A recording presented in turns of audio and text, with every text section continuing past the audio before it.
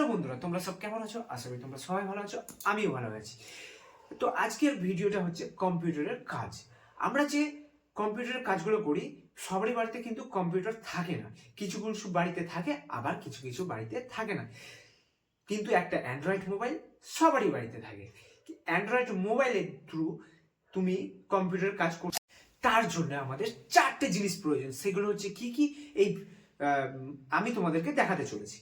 প্রথমে লাগবে একটা ওটিজি কেবল, ইউএসবি পয়েন্ট 4 পয়েন্টের একটা ইউএসবি পয়েন্ট লাগবে,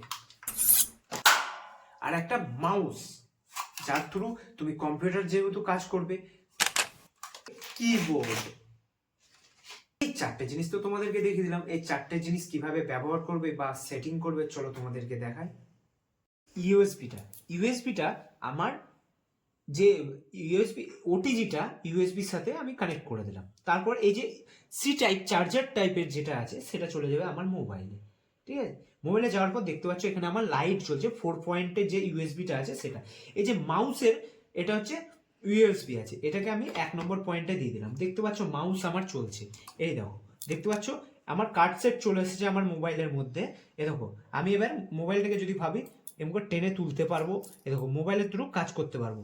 এবার আমি এই যে এটা হচ্ছে আমার কিবোর্ডের ইউএসবি আছে, আমি কিবোর্ডের ইউএসবিটাকে এখানে পুট করে দিলাম।